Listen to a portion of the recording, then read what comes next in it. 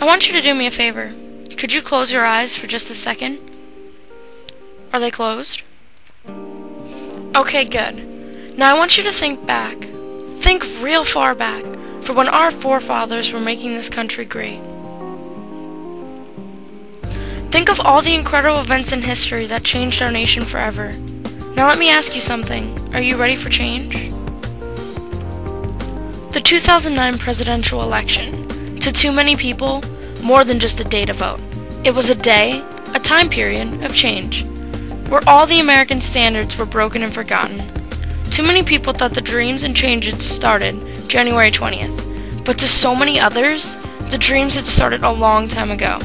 The date was February 08, almost a year beforehand, and hot on the press was posters, pictures, and information bulletins of the campaignees. One of those campaignees, 48-year-old Barack Hussein Obama. People young and old, black or white, people of all shapes and sizes started a vicious fight to make Barack Obama the next President of the United States of America.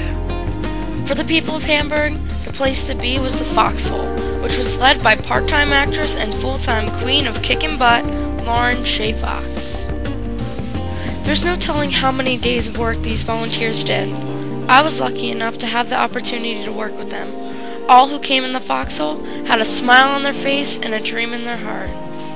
Everyone gathered around a small TV in the Foxhole and watched the debate, which in the end, candidate Barack Obama became President-elect Barack Obama. This was the day that our dream had become a reality. The American standard was broken down, and a completely different meaning of the word free. For us, this just didn't mean a new president had been elected.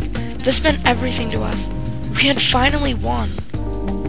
A few teenagers from the Foxhole signed up to go to the inauguration. Kira, Corey, Chris, and I raced onto the bus on Tuesday morning on our way to the nation's capital, Washington, D.C. Once on the incredibly packed metro, our hearts started to pound as we frantically traced the outline of our course, figuring out where we were going to get off and eventually get back on. We even made plans to meet Lauren somewhere during the outline of the day. As the four of us piled out of the metro station, we were pushed out onto the busy streets of D.C. We were overwhelmed by the sights. There was yelling and chanting, police everywhere. The buzz was incredible. We headed towards the mall, taking massive amount of pictures, laughing, talking, and just enjoying everything. Repent! You must repent, or you will end up in the fiery depths of hell. A man with a thick black beard and his group of cronies clustered close to the foot of his makeshift pulpit. We cautiously walked by as he screamed and flew flyers in our face. The National Mall was packed with millions of people, all different colors and nationalities. So many languages flew through the air. The varieties of people were incredible. We were 3 hours early for the first part of the inauguration, and the second part wasn't for a while. After walking, sitting, and standing in the freezing cold weather, we decided to find somewhere warm to stand, and a bathroom that actually had plumbing. After walking around for a while, getting lost, and officially being kicked out of the National Mall, we ended up in a giant crowd of about 3 million people. We couldn't move or barely breathe, but everyone held their breath as we listened to Barack Obama begin his inaugural speech. Have you ever thought of a person and remembered the first thing that they said when they opened their mouth? The first time I heard Barack Obama, I was mesmerized by the confidence and wisdom of what he was saying.